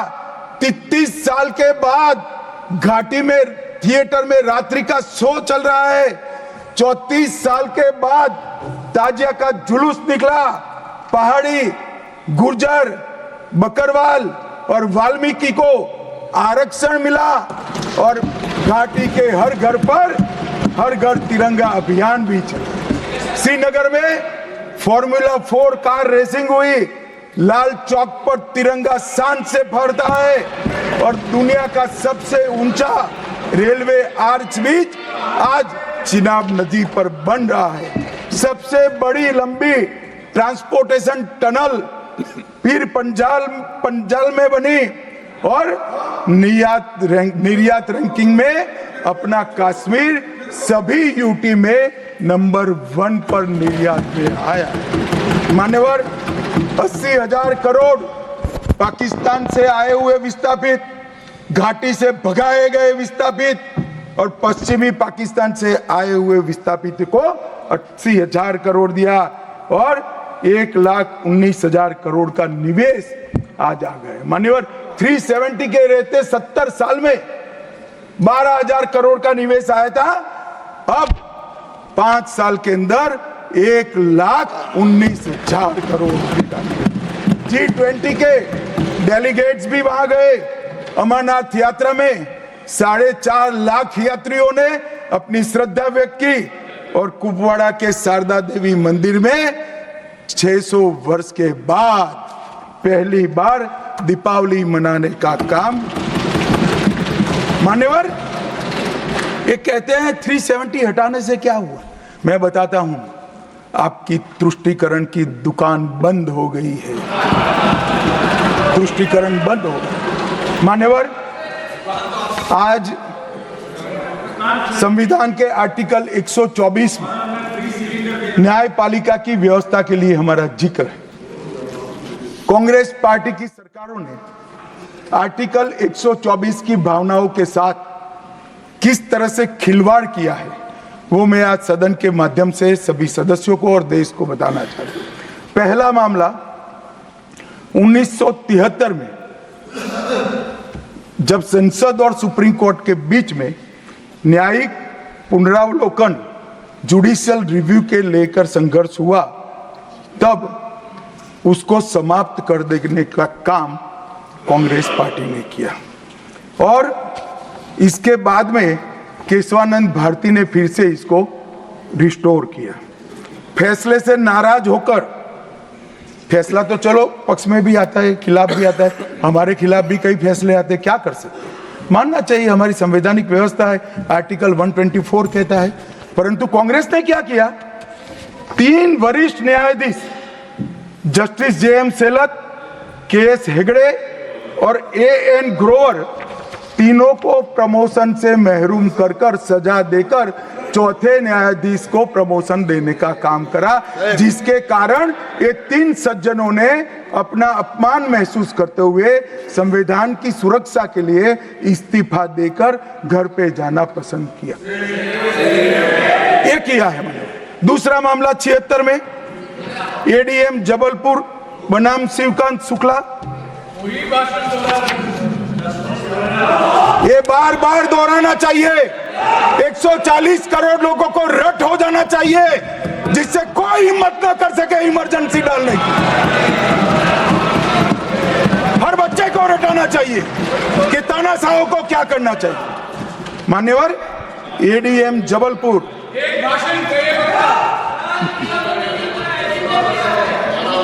मान्यवर ADM जबलपुर जस्टिस खन्ना बेचारे 3 विरुद्ध 1 लघुमती फैसला दिया। क्या हुआ, वो कभी भी चीफ जस्टिस नहीं बन पाए मान्यवर, उनको रिटायर्ड हो जाना।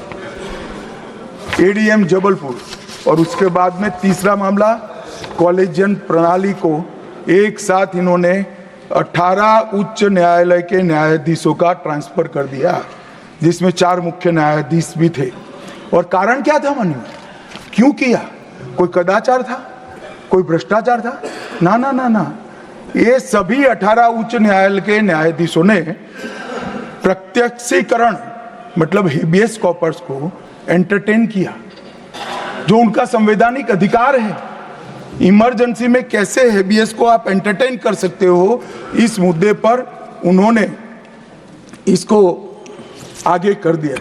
मान्यवर, आर्टिकल 34, 14 और 21 इसकी सेंस को निकाले तो हर व्यक्ति को समानता से जीने का अधिकार है। हम कम्युनिस्ट सोच से बना हमारा संविधान नहीं है। सब समझते हैं कि व्यक्ति की माली हालत इसका भाग्य, परिश्रम और बुद्धिमत्ता के आधार पर तय होती है। हर व्यक्ति एक समान माली हालत में नहीं रह सकता, मगर आर्टिकल 14 और 21 का मतलब इतना तो जरूर निकलता है कि इनको बेसिक सुविधाएं मिल जाए, घर मिले, बिजली मिले, पानी मिले, खाना मिले, इलाज मिले, शिक्षा मिले। 75 साल तक इस देश की जनता को गरीबी हटाओ का नारा देने वाले कांग्रेस पार्टी गरीब रखे। और मान्यवर, 10 साल में नरेंद्र मोदी जी ने 9.6 करोड़ गरीब महिलाओं को उज्ज्वला का कनेक्शन देकर उनके घर में गैस पहुंचा। 12 करोड़ गरीबों के घर में शौचालय पहुंचे, शुद्ध पीने का पानी 12.65 लाख करोड़ घरों में पहुंचा, 18,000 गांवों में बिजली पहुंची, 14.5 करोड़ किसानों के खाते में 2.40 लाख करोड़ रुपया सीधा DBT से पूरा ट्रांसफर हुआ, 36 करोड़ आयुष्मान भारत के कार्ड बने, और 8.19 करोड़ दर्दियों ने उससे मुफ्त में अपना इलाज कराया है। और मान्यवर, अब 70 साल से अधिक कोई भी आय वर्ग का व्यक्ति हो, इसको 5 लाख तक का इलाज मोदी सरकार ने, प्रधानमंत्री जी ने फ्री कर दिया। 36 राज्यों में 80 करोड़ लोगों को one nation one ration card दिया, 5 किलो अनाज मुफ्त दिया, 25 लाख करोड़ रुपए की राशि सीधी बैंक खातों में डीबीटी के माध्यम से गई है। 11,000 करोड़ रुपया 1 करोड़ लाभार्थी को, रेहड़ी पटरी वालों को दिया। और सबसे बड़ी बात, 2 करोड़ लखपति दीदी बनाने का काम नरेंद्र मोदी। और मान्यवर, विश्वकर्माओं के लिए भी काम कर। अभी मान्यवर, ये बात मैं बहुत संवेदनशील होकर के आप सदन के सामने रखता हूं। लोकसभा में चर्चा हो रही थी, कांग्रेस पार्टी के एक वरिष्ठ सदस्य ने कहा, सावरकर के लिए जो उन्होंने उद्गार निकाले मैं तो रिपीट नहीं कर सकता। मान्यवर, सावरकर जी के सामने जो वीर लगा है ना, वो कोई सरकार, कोई पॉलिटिकल पार्टी की चुनी हुई सरकार ने नहीं दिया है। इसके सामने वीर, उनकी वीरता के कारण 140 करोड़ लोगों ने। मान्यवर, ऐसा उत्कृष्ट देशभक्त जिसके लिए ऐसे उच्चारण देश की सबसे बड़ी पंचायत में होते हैं, इसके बारे में कोई जानकारी लिए बगैर लगातार कई सालों से झूठ फैलाया जाता है। मैं आज रिकॉर्ड पर कहना चाहता हूं मान्यवर,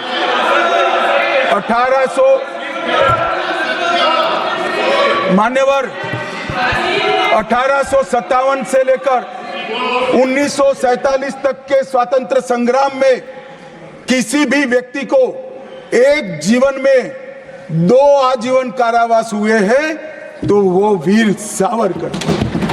मध्य दरिये में देश को आजादी दिलाने के लिए टॉयलेट तोड़कर दरिया में छलांग लगाने का साहस किसे में था तो वीर सावरकर। एक ही जेल में 2 भाई काला पानी की सजा काट रहे थे, 10 साल तक भाई एक दूसरे को देखे नहीं। ऐसा वीर परिवार पूरे देश में दूसरा नहीं। मान्यवर, आज सावरकर जी की एक उक्ति मैं यहां पर कहना चाहता हूं। उनका एक मराठी में वाक्य है, तुझ साठी मरण ते जनन, तुझ बिन जनन ते मरण। इसके आगे है, हे मातृभूमि, तेरे लिए मरण मृत्यु ही जीवन है और तेरे बिना जीवन मेरे लिए मृत्यु से भी कठिन। ये देशभक्ति के वाक्य जिस व्यक्ति के मुंह से निकले, इसके लिए इस प्रकार की सदन में चर्चा करते हैं, सार्वजनिक रूप से बोलते हैं और गर्व महसूस करते हैं। क्या देशभक्ति कोई विचारधारा के साथ जुड़ी हो ही सकती है? देश के प्रति बलिदान किसी धर्म के साथ जुड़ा हुआ हो सकता है? किस प्रकार के स्तर पर हम देश के सार्वजनिक जीवन को ले गए मान्यवर, और हमारी तो न माने, हमारी न सुने। सुनिए सुनिए, आप हमारी न माने, हमारी न सुने, हमको न स्वीकारे, मगर मैं इंदिरा जी के 2 वाक्य कोट करना चाहता हूं।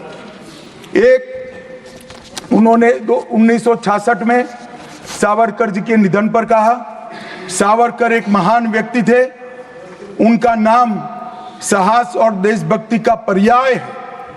एक महान क्रांतिकारी जिन्होंने अनगिनत लोगों को प्रेरणा देने का काम किया, इंदिरा गांधी तत्कालीन प्रधानमंत्री। दूसरा, श्री बाखले को पत्र लिखा था कि आपका पत्र मुझे मिला, वीर सावरकर द्वारा ब्रिटिश सरकार के प्रति साहसी प्रतिरोध का हमारे स्वतंत्रता संग्राम के इतिहास में अपना एक महत्वपूर्ण स्थान है। मैं भारत के इस असाधारण पुत्र की जन्म शताब्दी के लिए कोटि कोटि शुभकामनाएं देती हूं प्रधानमंत्री। भाई हमारा तो न सुनो, मगर आप इंदिरा जी का भी नहीं सुनते हो। और मान्यवर, आपके माध्यम से ये ना सब बीच में नहीं जगह होती है। मान्यवर, मेरा आज इस चर्चा के माध्यम से देश भर के अलग अलग पॉलिटिकल पार्टी, अलग अलग विचारधारा, अलग अलग धर्म के लोगों को एक निवेदन है कि देशभक्ति, वीरता, बलिदान और समर्पण को धर्म के साथ, विचारधारा के साथ या पार्टी के साथ मत जोड़िए। जो वीर होता है वो वीर होता है, कोई भी पार्टी में जो होता है। जो देशभक्त होता है वो देशभक्त होता है, कोई भी विचारधारा का होता है। और जो बलिदान देता है वो बलिदान ही देता है, किसी भी धर्म के अंदर जन्म लिया हो। मान्यवर, ये बहुत नीचा विचार है, एक स्तर से नीचा विचार। और मैं चाहता हूं कि आज की चर्चा से देश की जनता इस प्रकार के चीजों का जवाब मांगना शुरू करे। मान्यवर, कांग्रेस पार्टी ने, हमारे संविधान ने 3 चीजों को, हर आर्टिकल का हार्द निकालेंगे तो कहीं ना कहीं इसे और जाएगा। 3 चीजों को हमारे संविधान ने नहीं स्वीकारा, क्योंकि हम लोकतंत्र में हैं, परिवारवाद नहीं होना चाहिए, पंथ निरपेक्ष राष्ट्र है इसलिए तुष्टीकरण नहीं होना चाहिए, और जन कल्याणकारी राज्य है इसलिए भ्रष्टाचार नहीं होना चाहिए। मुझे कई बार लगता था कि कांग्रेस पार्टी क्यों संविधान का सम्मान नहीं करती है, मगर जब ये 3 शब्द मैंने पढ़े तो मुझे मालूम पड़ा कि अगर वो संविधान की भावनाओं का संविधान करेंगे, सम्मान करेंगे, तो तुष्टीकरण, परिवारवाद और भ्रष्टाचार तीनों को छोड़ना पड़ेगा। इसके बगैर उनका अस्तित्व टिक ही नहीं सकता। परंतु एक व्यक्ति गरीब के घर से जन्म लेकर आता है, चाय बेचने वाला बेटा, जिसकी सास पुश्तों में न आगे कोई राजनीति में है ना कोई पीछे है, एक गरीब है मान्यवर, और तुष्टीकरण को नहीं मानता है। ऐसा आदमी जब 2014 में देश का प्रधानमंत्री बना, इन्होंने देश की राजनीति को तुष्टीकरण, परिवारवाद और भ्रष्टाचार के नासूर को हमेशा के लिए। और मुझे किसी ने कहा कि अभी महाराष्ट्र और हरियाणा में हार के लिए कांग्रेस पार्टी कोई आत्मनिरीक्षण के लिए कमेटी बना रही है। कोई कमेटी की जरूरत, मेरा अच्छा खासा अनुभव है। तुष्टीकरण, परिवारवाद और भ्रष्टाचार छोड़ दो, जनता चुनकर ला देगी आपको, कुछ करने की जरूरत नहीं है। मान्यवर, अभी 1 नेशन 1 इलेक्शन का विरोध करें। मान्यवर, मैं इस पर ज्यादा बात करना नहीं चाहता क्योंकि समिति ने शीर्ष किया है, मगर विरोध करते हैं, इसके तर्क तो रखने चाहिए ना। मान्यवर, मैं आज आपको बात कहने आया हूं। अभी मैंने कुछ समय में क्रिकेट के बारे में बोलिए। मोहब्बत की दुकान के बहुत नारे सुने। मोहब्बत की दुकान देश के हर गांव में खोलने की महत्वाकांक्षा वाले लोग भी बहुत भाषण उनके मैंने सुने हैं। मेरा उनको कहना है, मोहब्बत दुकान से बेचने की चीज नहीं है भैया। मोहब्बत प्रचार की चीज नहीं है। मोहब्बत दिल में बसाने का जज्बा है, और मोहब्बत दूसरों को महसूस कराने का लम्हा है। अगर इतना समझ जाएंगे तो और कोई तकलीफ नहीं पड़ेगी।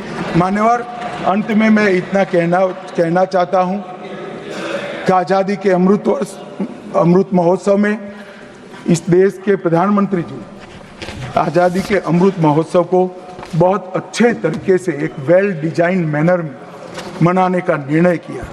पूरे लाखों कार्यक्रम हुए। इसका मीन निकालते, इसका हार्द निकालते तो आता है 3 उद्देश्य सामने आते हैं। बालकों, बच्चे, युवा और जनता को आज़ादी के 90 बस लंबे आज़ादी के संग्राम के इतिहास की जानकारी देना। गुमनाम आज़ादी के सेना नायकों का नई पीढ़ी और आने वाली पीढ़ी को परिचय कराना। 75 साल में हमने जो सिद्धियां प्राप्त की है, इसका गौरव 140 करोड़ भारतीयों के मन में उत्पन्न करना। और जब आजादी के 100 साल हो गए, तब ये देश पूरे संसार में हर क्षेत्र में नंबर 1 पर हो, ऐसे महान भारत की रचना। और ये संकल्प अब श्री नरेंद्र मोदी का नहीं रहा है, ये संकल्प देश के 140 करोड़ लोगों का संकल्प हो गया है। इसको जब भी मैं जनता के बीच में जाता हूं, इसको महसूस भी करता हूं। मान्यवर, आज मोदी जी ने अमृत काल की कल्पना करी है। अमृत महोत्सव की समाप्ति से शताब्दी तक हम दुनिया में हर एक क्षेत्र में 1 नंबर पर हो, भारत विकसित हो, हमारा गौरववंत स्थान हो।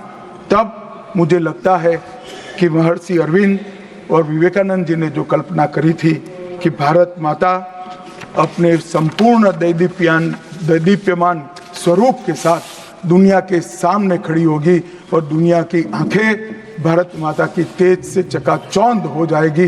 वो स्वप्न सच होगा, इसका मुझे विश्वास है। स्वप्न सच करने का रास्ता, एकमात्र रास्ता हमारा संविधान है और इसमें छेड़खानी करने का किसी का साहस न हो, वो जनता ने सुनिश्चित करना है। आपने मुझे मौका दिया, इसलिए बहुत बहुत